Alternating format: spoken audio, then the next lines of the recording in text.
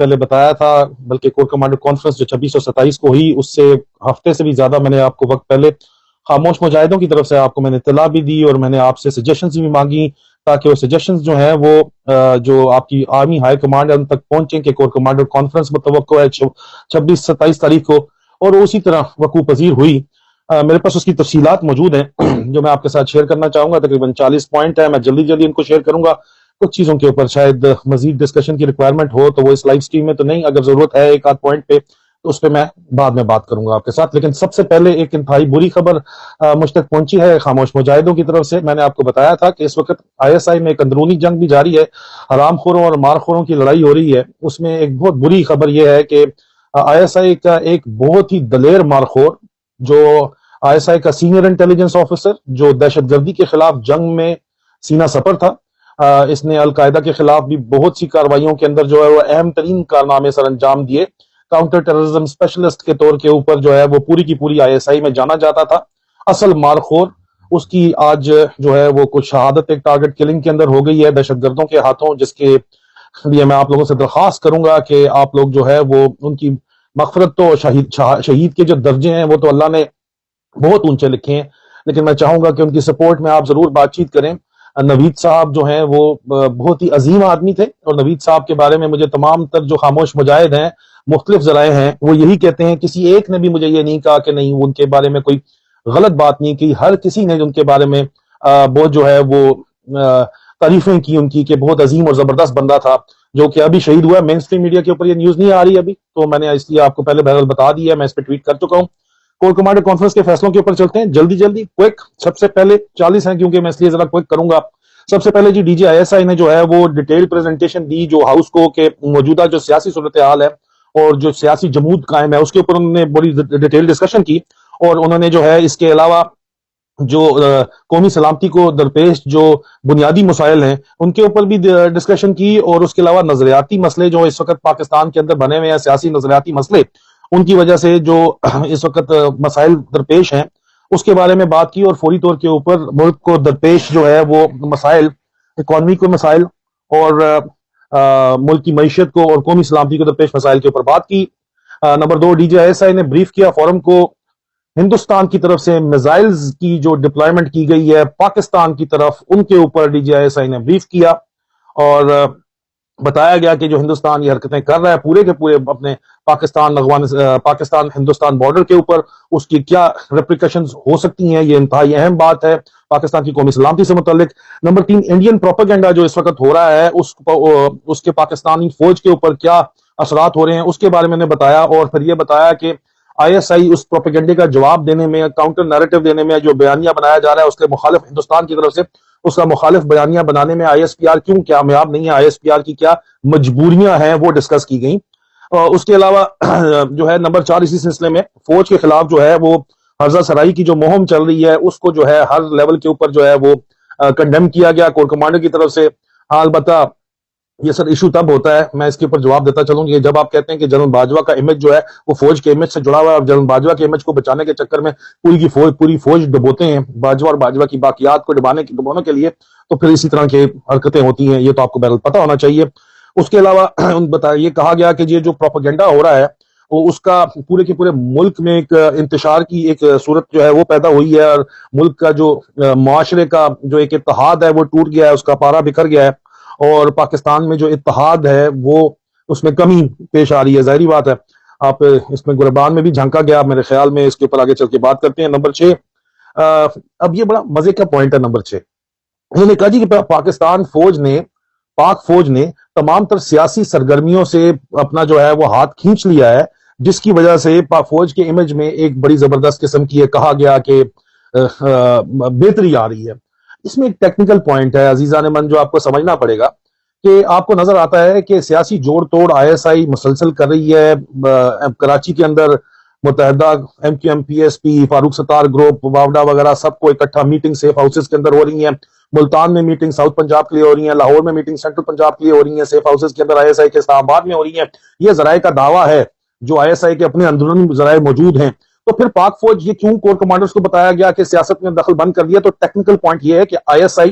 पाक फौज नहीं है। आईएसआई में अगर पाक फौज के अफसरान जाते हैं वो तो डेपुटेशन के ऊपर जाते हैं, सेकेंडमेंट के ऊपर जाते हैं, मिनिस्ट्री ऑफ इंटीरियर में, वजारत दाखिला में। तो ये टेक्निकल नॉकआउट की मार दी जा रही है। फिर अगर इस तरह है तो सर फिर डीजीआईएसआई ने ये ब्रीफिंग क्यों दी बैठ के कोर कमांडर कॉन्फ्रेंस में, और आपने जो तोसी के फैसले दिए हैं इसी कॉन्फ्रेंस के अंदर आईएसआई की तोसी के मीडिया विंग के, वो क्यों दिए गए? ये बहुत से सवालात उठते हैं जिनके ऊपर अलग डिस्कशन करेंगे, बड़ी लंबी पहले लिस्ट है, तो इस वजह से मैं कह रहा हूं कि बाद में बात करते हैं इसके ऊपर।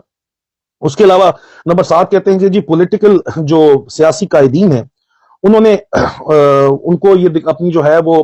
तदब्बर दिखाना चाहिए और उनको अपने आप को कंट्रोल करना चाहिए। और मेरे ख्याल में तमाम तर सियासी कायदीन के इसके बाद जो है कॉन्फ्रेंस के बाद बयान आए हैं कि आप जो है वो पाकिस्तान से, जिस तरह इमरान खान ने भी कहा कि ब्रेन ड्रेन नहीं होना चाहिए, पाकिस्तान छोड़ के नहीं जाना चाहिए, वापस पाकिस्तान में रहें, जो पाकिस्तान के बेहतरी के लिए तमाम लोग जो है वो इस मामले में मुत्तफिक हैं कि मईशत को जो नुकसान पहुंच रहे हैं, जो मौजूदा सूरत हाल है उसके ऊपर कंट्रोल किया जाना चाहिए। उसके अलावा जो है नंबर 8 ये कहा गया कि जो गवर्नेंस की कमी है, बैड गवर्नेंस है, उसकी वजह से पूरे का पूरा मुल्क माशरे के अंदर वायलेंस बढ़ रहा है, जुराइम बढ़ रहे हैं, कोई इसमें ढकी छुपी बात तो नहीं है। नंबर 9 कहा गया कि अफगानिस्तान की तरफ से जो चमन बॉर्डर के ऊपर अटैक हुए हैं उनको भी डिस्कस किया गया और उसके ऊपर जो है प्रोग्रेस डिस्कस की गई और जो जिम्मेदारान है उनको क्या सजा दी गई है वो डिस्कस किया गया। और उसके ऊपर भी फैसला लिया गया कि इसके ऊपर हमने स्ट्रिक्ट पॉलिसी जो है वो अभी अपनानी है। लेकिन उसके साथ ही कोयटा बम धमाके में बताया गया नंबर 10 के जी तहरीक तालिबान पाकिस्तान जो इन्वॉल्व है। और उसके बाद ये कहा गया कि अमेरिका का इंटरेस्ट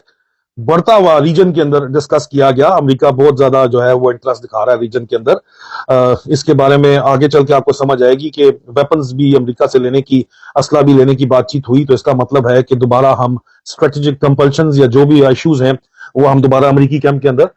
जो है वो जाते हुए आपको दिखाई देंगे मौजूदा तौर के ऊपर कम अज कम। मैं माफी चाहता हूँ, गला मेरा बड़ा सा खराब है। उसके बाद डीजीआईएसआई ने तमाम के तमाम फोरम को बताया कि हिना रबानी खर साहिबा जो है वो अफगानिस्तान गई थी, तरीके तालिबान अफगानिस्तान से मिली, लेकिन उन्होंने जवाब जो है वो बड़ा ल्यूक वर्म किस्म का दिया, कोई खास रिस्पॉन्स नहीं दिया। अब ये खातून को आप भेज तो वहां पे रहे थे और वो बड़ी बिस्मिल्लाह सो बिस्मिल्लाह वो आपको उन्होंने भेजा भी और उन्होंने वहां का कल्चर नॉर्मली वो ईरान जाके फॉलो करती है, उधर उन्होंने फॉलो नहीं किया, तो उसके बाद आप किस किस्म का रिस्पॉन्स उनसे मांग रहे थे तरीके तालिबान अफगानिस्तान से। लेकिन बहरहाल ये मैं कोई तालिबान अपोलोजाइजर नहीं हूं यहाँ पे, ना मैं इस किस्म की कोई बात करूंगा, लेकिन ये इशू बहरहाल मौजूद, ये डिस्कस किया गया और बताया गया कि ठंड कराई है अफगानियों ने हिना रबानी खर को। नंबर 13 ये अभी अहम तरीन मामला है। नंबर 13 शायद मनहूस लफ्ज है, कुछ लोग कहते हैं नहीं, उनके लिए लकी होता है, lucky for some unlucky for some. Number 13 यहाँ पे पाकिस्तानी कौम के लिए अनलकी नंबर के तौर के ऊपर मैं आपको बता रहा हूँ कि ये फैसला कोर कमांडर कॉन्फ्रेंस में किया गया कि अगस्त 2023 से पहले किसी किस्म के इंतखाबात जो है वो नहीं कराए जा सकते। जी इसको आप, ये कोर कमांडर कॉन्फ्रेंस में मेरे जराए का दावा है, ये मेरे जो जराए हैं वो ये जीएचक्यू के अंदर जो अफसरान है, जीएचक्यू से बाहर अफसरान है, अभी तक मिनट्स ऑफ कॉन्फ्रेंस मेरा नहीं ख्याल निकले हैं, तो जाहिर बात है जिनके पास एक्सेस इंफॉर्मेशन की उनका यह दावा है कि यह फैसला किया गया कि अगस्त 2023 से पहले इलेक्शन नहीं होगा। नंबर 14 और इसको एक जगह से मैंने क्रॉस वेरीफाई भी किया है, लेकिन बहरहाल मजीद भी इसके ऊपर जो इतलात आएंगी मैं आपके साथ शेयर कर दूंगा। नंबर 14 टेक्नोक्रेटिक गवर्नमेंट के ऊपर बात की गई और सीनियर कोर कमांडर्स ने, मेरे जराए का यह दावा है कि इसकी शदीद मुखालफत की और जो है इसके ऊपर किसी किस्म का कोई फैसला नहीं लिया गया, ये अहम बात है। नंबर 15 जो है वो इंस्पेक्टर जनरल ट्रेनिंग और एविएशन ने लो इंटेंसिटी कॉन्फ्लिक्ट जो इस वक्त दहशतगर्दी के खिलाफ जंग है उसके ऊपर अपनी ट्रेनिंग की ब्रीफिंग दी कि हम किस तरह तैयारी कर रहे हैं, कहां तैयारी क्या कर रहे हैं, वो मैं डिटेल्स कौमी सलामती की वजह से पब्लिक नहीं कर सकता, मेरे पास मौजूद है। बहरहाल नंबर 16 फिर दोबारा हमारे जो इंस्पेक्टर जनरल हैं कंप्यूटर इंफॉर्मेशन टेक्नोलॉजी के, उन्होंने ब्रीफ किया कि किस तरह अफगानिस्तान पार से जो बॉर्डर के ऊपर अफगानिस्तान में सिग्नल टावर लगाए गए हैं ताकि मोबाइल 15 से 20 किलोमीटर अंदर पाकिस्तान के काम कर सके अफगानी सिमों के ऊपर। मैंने आपको बताया था उन सिग्नल्स को जैम करने के लिए जो है वो जर्मनी से इक्विपमेंट खरीदा जा रहा है। मजीद टेक्निकल डिटेल्स नहीं है लेकिन मेरा नहीं ख्याल उनको बताना चाहिए यहाँ पे। बैरल जैमर्स आ रहे हैं, उनको जैम किया जाएगा। नंबर 17 जो सीएसडी के अंदर कैंटीन स्टोर डिपार्टमेंट में फौजियों को रिबेट मिलता था, डिस्काउंट मिलता था, बचत उनकी होती थी, वो कैंसिल, उसको जो है वो उसमें कमी कर दी गई है। इस वक्त माशी सूरत हाल की वजह से मजीद मुश्किलात तो फौजियों की बढ़ेंगी, लोगों की बढ़ेंगी, लेकिन बहरहाल फौज इसको सस्टेन नहीं कर पा रही थी। लेकिन उसके साथ ही चीफ ऑफ आर्मी स्टाफ ने जो housing army officer housing scheme है उसके ये रेट बढ़ाना चाहते थे। कोई 1 करोड़ 25 लाख टर्मिनल पेमेंट जमा करानी पड़ती है, वो 1 करोड़ 45 लाख करना चाहते थे, उसका अप्रूवल नहीं दिया। उसके अलावा डिसीजन ये किए जो है कि कहा जा रहा था कि नॉन कॉम्बिटेंट बैटमैन जो हैं, जो सिविलियन लड़के अफसरान को अर्दली के तौर के ऊपर वो बराह रास्त भर्ती करते हैं, उनको खत्म किए जाने के ऊपर डिस्कशन होनी थी, लेकिन वो फैसला मौखर कर दिया गया है। नंबर 20, अगले साल फौज की तनख्वाह में माफी चाहता हूं, किसी किस्म का कोई इजाफा नहीं किया जाएगा, ये फैसला किया गया है। नंबर 21, पेट्रोल जो है वो स्टाफ कार्स का, वो उसमें उसकी तादाद में कमी कर दी गई है, और पेट्रोल जो है वो पेट्रोल की क्वांटिटी ब्रिगेडियर्स के लिए भी कमी कर दी गई है। पहले कहा जा रहा था कि स्टाफ कार्स ब्रिगेडियर से ले ली जाएंगी, लेकिन अभी कहा गया है कि नहीं, पेट्रोल की जो है वो क्वांटिटी कम कर दी गई है। तो उसके अलावा जो है ये कहा जा रहा है कि नंबर 22, एडजुटेंट जनरल ने 2200 अफसरान को निकाला था, आपको पता है जबरी तौर के ऊपर। मैंने इशू बहुत दफा डिस्कस किया, रेज किया। बाजवे ने 2200 अफसरान को, जिन्होंने आवाज हक बुलंद की मुख्तलिफ मौके के ऊपर, उनके ऊपर सजा के तौर के ऊपर उनको जबरी तौर पर रिटायर कर दिया गया था। उनके बारे में बड़ा ये मुस्बत और खुशाइंद फैसला हुआ है कि जनाब इनको जो है वो इनकी बहाली की जाएगी, इनको जो है इलाज की सहूलत भी इनको, इनके बच्चों को फराम की जाएगी, और इनको जो है वो आर्मी ऑफिसर हाउसिंग स्कीम का घर भी मुहैया किया जाएगा अगर ये उसके मेंबर्स थे तो ये भी उनको जारी बात है पेमेंट उसकी करनी पड़ेगी, लेकिन ये फैसिलिटी उनकी बहाल की गई है। नंबर 23, अहम तरीन बात है जो कि इसके ऊपर इतनी बड़ी कंट्रोवर्सी बनी, सलीम साफी साहब ने भी अपने जरगा प्रोग्राम में मेरे खिलाफ इसके ऊपर बात की, मुख्तलिफ मेरे ऊपर प्रोपेगेंडे का जो है तूफान बदतमीजी बर्पा किया गया। उसके ऊपर बातचीत हुई कि MS ब्रांच ने ये बताया, मिलिट्री सेक्रेटरी ने ब्रीफ किया कोर कमांडर्स को कि एक बहुत बड़ी तादाद अफसरान की, जिनकी एग्जैक्ट क्वांटिटी नहीं बताई गई, कोर कमांडर्स को एग्जैक्ट तादाद नहीं बताई गई, कि उन्होंने कहा कि बहुत बड़ी तादाद है, उन्होंने रिजाइन कर रखा है, एग्जैक्ट फिगर कोट ही नहीं की गई। चीफ ऑफ आर्मी स्टाफ ने मिलिट्री सेक्रेटरी को और कोर कमांडर्स कोई ऑर्डर दिए, क्योंकि कोर कमांडर इस बात के ऊपर कन्विंस थे कि अगर इन अफसरान ने अपने इस्तीफे वापस ना लिए, इसके ऊपर मैं कर चुका हूं ऑलरेडी वीलॉग, तो उनको पूरी कोटी नहीं, एक आना भी नहीं दिया जाएगा फौज से, और उनको बिल्कुल फारिग किया जाएगा। वो तो सर उन्होंने पहले ही जो है 7 सर्टिफिकेट लगा के दिए में कि they are willing to resign the commission without terminal benefits, अगर आप एक्सेप्ट करते हैं तो। ये हजारों के अंदर मैंने आपको कहा था तादाद है, 5000 के ऊपर एक सीनियर जूनियर ऑफिसर्स कहते थे, सीनियर कहते थे नहीं 4400 से 4800 के दरमियान एक्यूमुलेट हुई भी है, तो ये उसके ऊपर डिस्कशन हुई है, इतनी बड़ी तादाद है तभी यहाँ पे डिस्कशन चली है। Number 24, chief of general staff ने ब्रीफ किया पूरे फोरम को कि ISPR जो है वो किस तरह इंफॉर्मेशन ऑपरेशन खुफिया तरीके से चलाएगी, क्लैंडस्टाइन मीडिया ऑपरेशन चलाएगी, इन्फो ऑप्स चलाएगी। और उसके अलावा ये एम्फसाइज किया गया कि DGISPR जो है वो मीडिया के साथ कम से कम जो है वो बातचीत करेंगे, ज्यादा बातचीत नहीं करेंगे DGISPR। और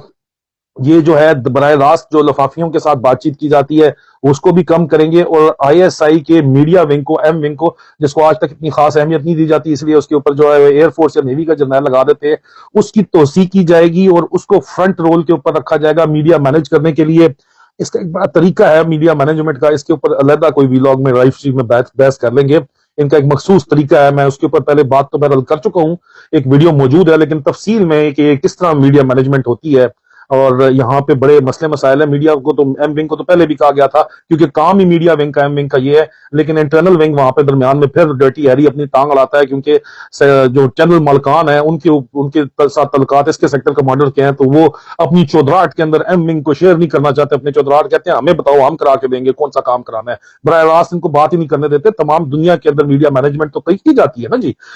एम्बेडेड मीडिया भी होता है, तमाम अफवाज पूरी दुनिया के अंदर मीडिया मैनेजमेंट करती है, लेकिन उसका एक प्रॉपर मैकेनिज्म होता है। लेकिन यहाँ पे उस मैकेनिज्म को एक्सप्लॉइट किया जा रहा है, मैनिपुलेट किया जा रहा है, और जिसका काम ही नहीं है वो कर रहा है। अगर करना भी है तो M विंग को करने दें, इंटरनल विंग क्यों दरमियान में उंगलियां देता है बार बार, सिर्फ इसलिए कि बदमाशी आपकी है पाकिस्तान के अंदर, और आपसे काम होते हैं चैनल मालकान को और लफाफियों को और साफियों को, और आप उनकी ट्विस्ट टेल कर सकते हैं, और आप उनको उठा के नंगा करके मार सकते हैं, जमील फारूकी जैसे लोगों को और इमरान रियाज के ऊपर मुकदमे कर सकते हैं। इंटरनल विंग ने कराया है ना जी, इसलिए आप ये अपनी चौधराहट कायम रखना चाहते हैं। लेकिन बहरहाल फैसला कोर कमांडर कॉन्फ्रेंस में आर्मी चीफ ने यह किया है कि ISI M विंग की तोसी की जाएगी, और ये फ्रंट रोल अभी अदा करेंगे। देखते हैं ये इंप्लीमेंट कितना ज्यादा होता है, जितनी ज्यादा रेजिस्टेंस मिल रही है आर्मी चीफ को, उसमें ये फैसला इंप्लीमेंट होता है या नहीं होता वो भी हमें पता चल जाएगा। नंबर 25, एक्सपेंशन की जाएगी ISI और MI सेटअप्स की, जो वाइड इसकी जो है अप्रूवल दे दिया गया है। उसके अलावा चीफ ऑफ आर्मी स्टाफ ने जो है वो एडिशनल ISI और MI की डेट्स जो हैं वो खैबर पख्तूनख्वा और बलूचिस्तान के अंदर जो है वो कायम करने का अप्रूवल दिया है। Number 26, chief of army staff ने कहा है कि जी बचत की जाए तमाम की तमाम फॉर्मेशन के अंदर। नंबर 27, DGMI जो है, डायरेक्टर जनरल मिलिट्री इंटेलिजेंस, उन्होंने बताया कि जो इस वक्त मिलिट्री इंटेलिजेंस का नेटवर्क है वो फैलाया जा रहा है पूरे के पूरे मुल्क के अंदर, तमाम कैंट्स के अंदर, खसूसी तौर के ऊपर अफसरान के ऊपर जो इंटेलिजेंस करता है 408 इंटेलिजेंस बटालियन, उसकी जो है मजीद एक्सपेंशन की जा रही है, उसकी डेट्स को हर छोटी छोटी जगह, बड़ी जगह के ऊपर फैलाया जा रहा है ताकि एक एक अफसर और उसकी फैमिली के ऊपर नजर रखी जा सके। और उसके अलावा नंबर 28 एजुडेंट जनरल ने बताया कि जी अस्करी कॉलोनीज जो है उनकी रेनोवेशन की है, रिटायर्ड ऑफिसर्स के लिए आर्मी चीफ को बताया, बड़ा अच्छा काम किया जी। एजुडेंट जनरल ने उनकी तारीफ करनी चाहिए क्योंकि वेटरन कम्युनिटी इसकी बड़ी तारीफ कर रही है, उनसे पैसे भी नहीं लिए गए और एजुडेंट जनरल ब्रांच की अपनी जो कमाई है उसके अंदर से लगा के रेनोवेशन की गई है। टैक्स रेगुलर देते हैं, वैसे चार्जेस पे करती हैं, हाउसिंग के चार्जेस भी पे करते हैं रिटायर्ड ऑफिसर जो रह रहे हैं, लेकिन बहरहाल उनको मुस्बत उनका जो है इस्तेमाल किया गया है। उसके अलावा एडजुटेंट जनरल ने ब्रीफ किया कि दवाइयों की शॉर्टेज होगी है जी सीएमएच के अंदर, और उन्होंने ये कहा कि जो रिटायर्ड अफसरान हैं उनकी दोबारा से ट्रीटमेंट जो है वो शुरू कर दी गई है क्योंकि इसके ऊपर फौज के खिलाफ बहुत सा प्रोपेगेंडा किया जा रहा था। इन्होंने बैन लगाया था जनरल बाजवा ने, उनकी बात की जा रही है। नंबर 30 डीजीआईएसआई ने ब्रीफ किया फोरम को कि ये जो जबरी रिटायर्ड अफसर हैं, जबरी रिटायर्ड अफसर्स की बात हो रही है, जिनको बाजवा ने डिसमिस किया था, जबरी रिटायर किया था, 2200 अफसरान की बात हो रही है जिनकी बहाली का भी फैसला किया गया है, उन लोगों को जी कोलैबोरेशन वो करें इंडियन आर्मी और रॉ के साथ मिलकर जो है वो फौज के खिलाफ उनको इस्तेमाल, पाकिस्तान के खिलाफ उनको इस्तेमाल किया जा रहा है, ये बात की गई। दरमियान में डीजीआईएसआई की तरफ से 31 नंबर के ऊपर जी जो हमारे पेशावर के कमांडर हैं उन्होंने जो है वो बताया कि फौरी तौर के ऊपर जो फेंस है $532 मिलियन लगा के बाजवा ने जो फेंस लगाई थी, जो जराये के दावे के मुताबिक उसके ऊपर करप्शन की जो इंक्वायरी हो रही है इस वक्त, उसको जल्द अज जल्द रिपेयर करने की फौरी जरूरत है और counter IED measures, remote control bomb धमाकों के खिलाफ मयर्स देने की जो फौरी जरूरत है, उसके ऊपर जो है अगला इसको सीडो प्लान कहते हैं, CIDO प्लान कहते हैं। सीडो प्लान जो है वो IG आर्म्स ने प्रेजेंट किया और उसको सपोर्ट किया DG इंजीनियर्स ने। उसके अलावा नंबर 33 रावलपिंडी के कोर कमांडर ने जो है वो पूरी LOC के ऊपर 10 कोर के ऊपर जो पूरी LOC के ऊपर बंकर्स हैं उनको दोबारा बनाया जा रहा है, उनको स्ट्रेंथन किया जा रहा है, उसके ऊपर गुफ्तगू की वो एक मौजूद चलता रहता है। साथ साथ 34 number chief of logistic staff ने कुछ खसूस चंद एक वेपन सिस्टम है, मैं उसकी डिटेल मेरे पास लिखी हुई है लेकिन वो मैं कौमी सलामती की वजह से उन सिस्टम्स की डिटेल नहीं बताऊंगा। उनकी जो है वो उनके अंदर बहुत से इश्यूज आ रहे हैं, उनको उन्होंने डिस्कस किया कि ये ठीक नहीं है, उनके ऊपर उन्होंने बताया। उसके अलावा चीफ ऑफ जनरल स्टाफ ने कहा कि जो आप लिस्ट प्रिपेयर करें, तमाम कोर कमांडर्स को कहा कि आपको जो लो इंटेंसिटी दहशतगर्दी के खिलाफ जंग में जो आपको वेपन्स चाहिए, जिस किस्म का इक्विपमेंट चाहिए, वो हम अमेरिका से हमने लेना है। तो तरीके तालिबान पाकिस्तान के खिलाफ जो जंग हमने लड़नी है, अमेरिका में मेरे ख्याल में इक्विपमेंट देने पर तैयार होगा, तभी वो कह रहे हैं अमेरिका से हमने लेना है, वो हम बताएं कौन सा लेना है, तो अमेरिका से इक्विपमेंट लिया जाएगा। इसका मतलब है नंबर 36 रावलपिंडी कोर कमांडर ने जो है उनको ये कहा गया कि वो तमाम पिंडी इस्लामाबाद की सिक्योरिटी बीफ अप करें। कमांडर सिक्योरिटी और काउंटर टेररिज्म को भी कहा गया कि वो मॉक एक्सरसाइजेस करें रावलपिंडी की तमाम चेक पोस्ट के ऊपर। उसके अलावा नंबर 37 जो है वो क्विक रिएक्शन फोर्स की डिप्लॉयमेंट तमाम हसास जगहों के ऊपर जो है उसकी डिप्लॉयमेंट के ऊपर बात की गई है और जो फैसला लिया गया है। नंबर 38 आर्मी पब्लिक स्कूल की जो फीस है वो नहीं बढ़ाई जाएंगी जून 2023 तक। इस फाइनेंशियल ईयर में लोगों को ये बड़ा इशू बना हुआ था, ये इशू मैंने रेज कराया था आप लोगों के थ्रू, आप लोगों ने कहा था फीस नहीं बढ़नी चाहिए, कोर कमांडर्स तक ये बात पहुंची और बहुत से फैसले उस आपकी सजेशन के सिलसिले में लिए गए हैं, क्योंकि सिर्फ और सिर्फ फौजियों के बच्चे आर्मी पब्लिक स्कूल में नहीं पढ़ते, बहुत बड़ी तादाद सिविलियंस की जो है मिडिल क्लास फैमिलीज की भी आर्मी पब्लिक स्कूल में पढ़ती है। जून 2023 तक की फीसेज में इंक्रीज नहीं की जाएगी। उसके अलावा जो प्रेजेंट जो सेशन चल रहा है इसके अंदर भी इंक्रीज नहीं की जाएगी, ग्रेजुअली बाद में देखेंगे इसको। 39 number director general strategic plan division ने हिंदुस्तान की जो मिसाइल डिप्लॉयमेंट है उसके खिलाफ अपना मिसाइल प्लान दिया, अपनी डिप्लॉयमेंट प्लान दिया, उसकी तफसीलात कौमी सलामती की वजह से मैं दोबारा शेयर नहीं कर सकूंगा। जिस तरह मैराथन सेशन चल रहा है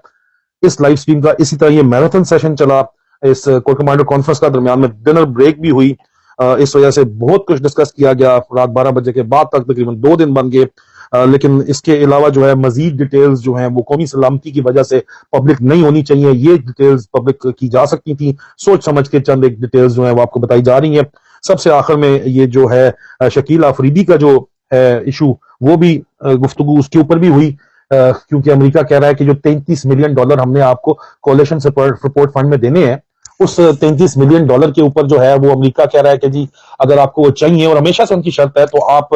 शकील अफरीदी को रिहा करें। ये बड़े अरसे से ये कहा जा रहा है। अब इसके ऊपर ये डिस्कशन हुई तो DGISI ने कहा कि इनको अगर आपने रिहा किया तो जो इसकी पॉलिटिकल रेप्रिकॉशंस होंगी और जो इसकी नेशनल रिप्रिकॉशंस होंगी फौज के इमेज के लिए वो ठीक नहीं होंगी, तो आप ये काम मत करें। तो ये फैसला किया गया है कि $33 मिलियन के लिए हम ये काम नहीं करेंगे। तो ये फिर एक मेरे ख्याल में खुशाइन फैसला होगा। हालांकि फैसला ये किया जाना चाहिए कि वहां से आफिया सिद्दीकी को जाती सजेशन दे रहा हूँ वापस बुला लें और शकील अफरीदी का प्रिजनर एक्सचेंज कर लें, फिर ये भी ठीक हो सकता है। तो आपके $33 मिलियन भी आ जाएंगे, आफिया सिद्दीकी भी वापस आ जाएंगी, आपको पब्लिक इमेज ब्राउनी पॉइंट्स भी मिल जाएंगे। लेकिन बहरहाल इसमें भी कोई कंपल्शन अगर होंगी तो मेरे इल्म में नहीं है। सबसे आखिर मुझे ये भी बताया गया था कि डीजी आईएसपीआर से मुतल्लिक और कमांडर्स ने बड़े सख्त किस्म के जुमले अदा किए। उसके ऊपर मैं डिटेल वीलॉग कर चुका हूँ, इसलिए मैं उस पर बहस नहीं करूंगा, आपको बताऊंगा नहीं। मेरे ख्याल में पिछले से पिछला वो वीलॉग है, मौजूद है, उसको आप देख लें। डीजी आईएसपीआर मुश्किल में इंतहाई डिटेल्स में मैंने उसके ऊपर बात की है कि वो किन लोगों से मुलाकातें कर रही हैं, उनके बारे में किस किस्म के एतराजात उठाए गए हैं, उनके बयान के ऊपर कोर कमांडर्स कॉन्फ्रेंस के अंदर उठाए गए हैं और वो उनकी तब्दीली चाहते हैं। और मेरे ख्याल में उसी सिलसिले के अंदर फैसला किया गया है कि वो ज्यादा ना तो बयानबाजी करेंगे डीजीआईएसपीआर, ना ही मीडिया से इंटरेक्शन करेंगे, सिर्फ जेर जमीन इंफॉर्मेशन ऑपरेशन करेंगे। क्लैंडस्टाइन ऑपरेशन आईएसपीआर की तरफ से चलाए जाएंगे और फ्रंट के ऊपर आईएसआई को रखा जाएगा, क्योंकि टेक्निकल पॉइंट है वहां पे कि वो फौज नहीं कर रही, आईएसआई जो कर रही है। ठीक है, तो सर इस तरह नहीं होता, हाथी के दांत खाने की ओर और दिखाने की ओर। इंशाल्लाह बहुत जल्द मैं दोबारा आपके पास हाजिर होऊंगा मालूमात लेके। इंटेलिजेंस ऑफिसर नवीद को एक दफा मेरा सुर्ख सलाम। फी अमान अल्लाह।